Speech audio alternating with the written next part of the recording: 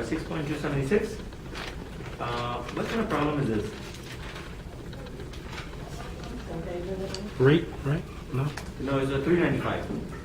6.2, 76? yeah, 76. Oh, you did this one. We did this, right? In the Yes. class? Yeah.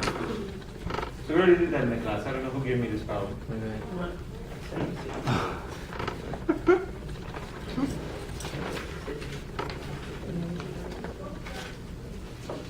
So what was the answer?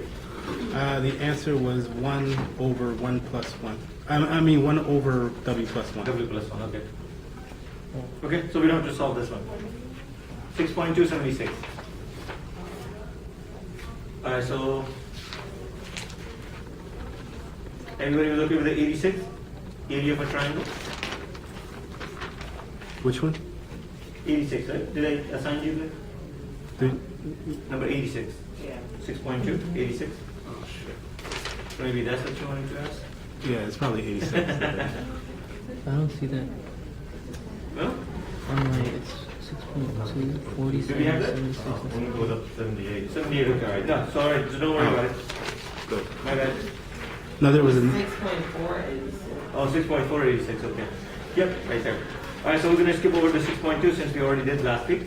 Dive into 6.3 now, and there's two problems. 66 and 20, so let's take a look at 20. 6.320. Okay, so 6.320, they're giving us negative 7yt over 3x. And they're saying that the denominator is going to become 18xyt.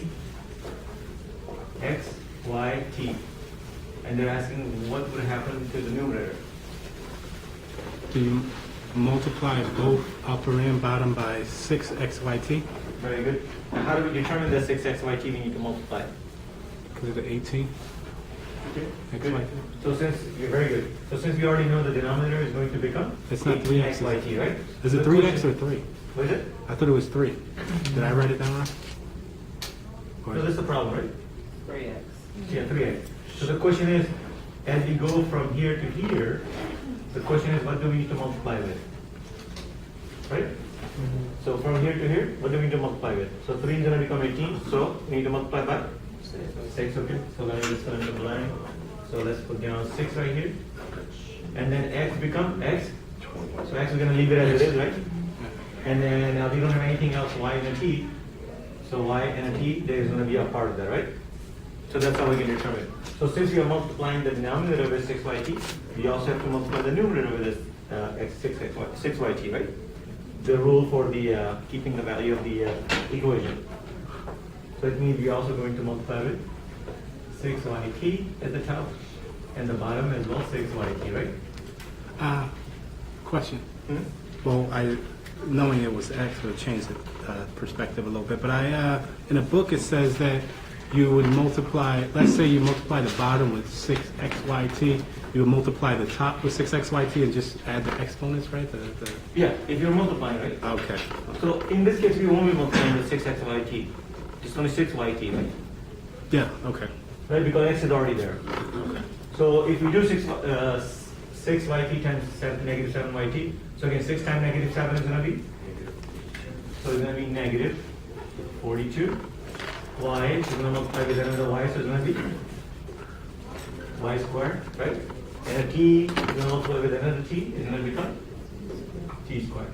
So that's the answer that we're looking for, what is going to go at the top, right? So in this case, the challenge was, we just needed to find out what do we need to multiply 3xy with in order to become 18xyt.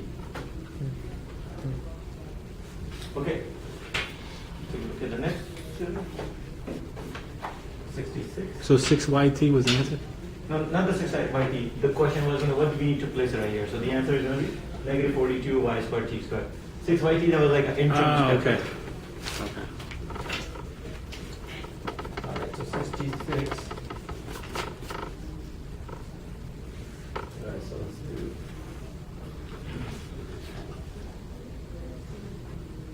So 66, they're giving us 4 over x minus y, comma,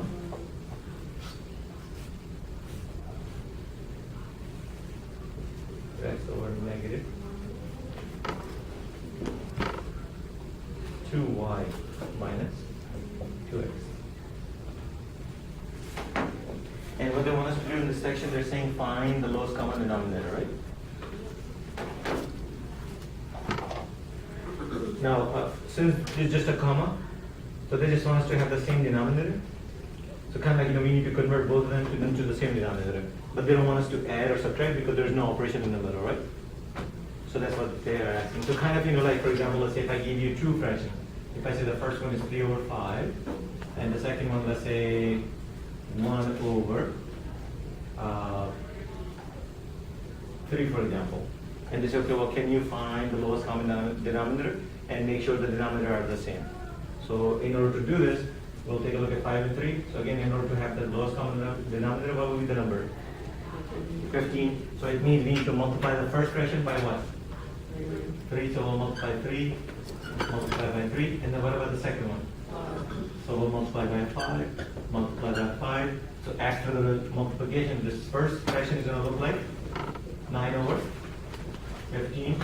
And the second one is going to be 5 over 15. That's exactly what they're looking for in this example, but we are dealing with now rational expressions, right? So same kind of operation, but with the rational expression rather than just fractions. Make sense? Okay, so I'm going to raise this. So now let's take a look at this. So in order to find the lowest common denominator when we're dealing with the rational expression, we always have to do the factoring, right? So this is already factored. There's nothing else can be done.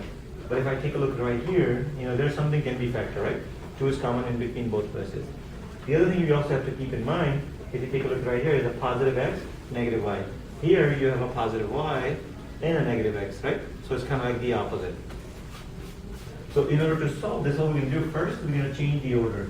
So let's keep this one as it is, x minus y, and I'm going to change this to write down negative 2x and positive 2y.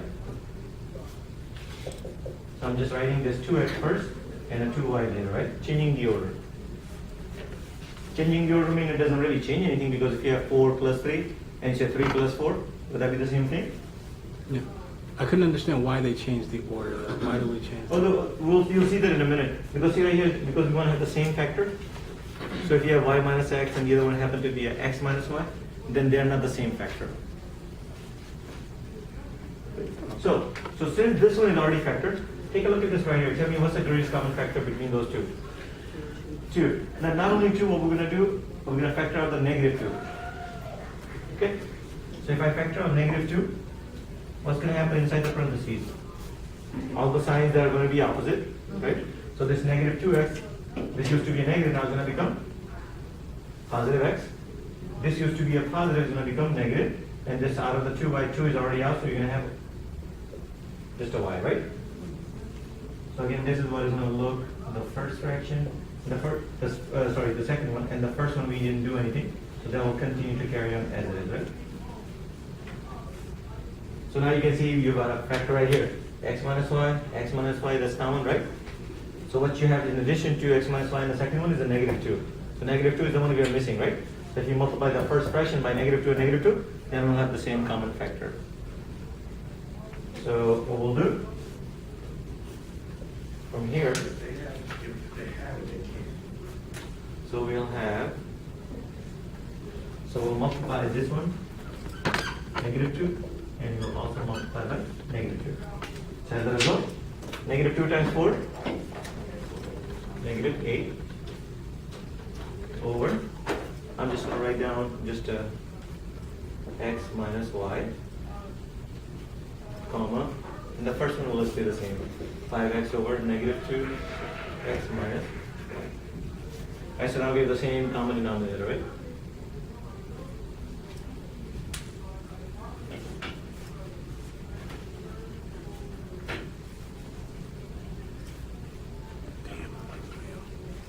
Questions?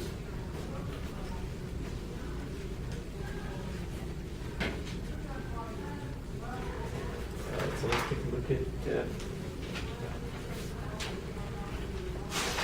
2486.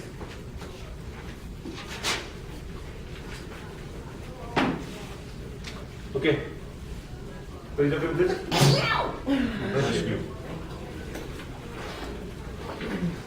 Okay, so number 86, 6.4.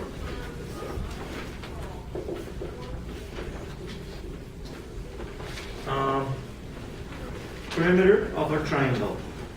What's the perimeter, by the way? It just go around and around, right? So kind of like, adding all the sides. So they're saying that the length of the sides of the triangle is 1 over x, 1 over 2x, and 2 over 3x meters. Find a rational expression for the perimeter of a triangle. So since there are 3 sides, if you just simply just add them up, that will give you the perimeter, right?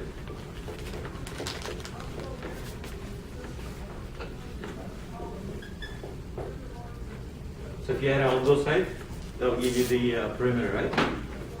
So, in order to add, what do we need to make sure?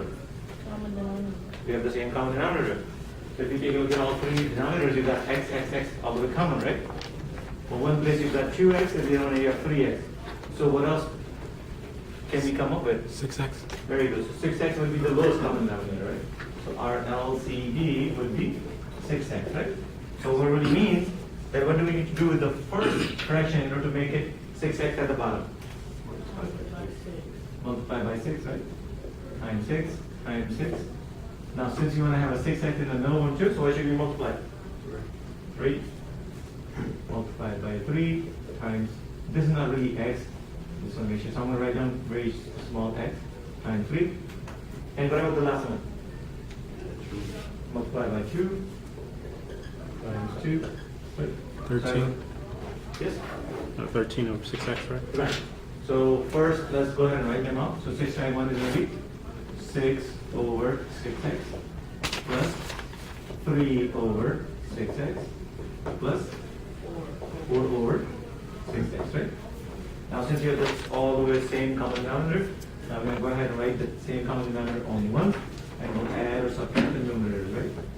So this all comes out to be 13 over 6x. Can we simplify 13 and 6? No, so then we'll leave the answer as it. On the top where it's right where it says the 6x, wouldn't that make it 6x squared on the bottom? Which one is it? On the top though. No, that's what I was saying. This is really not x, this is multiplication. Oh, okay. Yeah, although that has an x, right? So kind of like in a small over a little x, right? That's multiplication.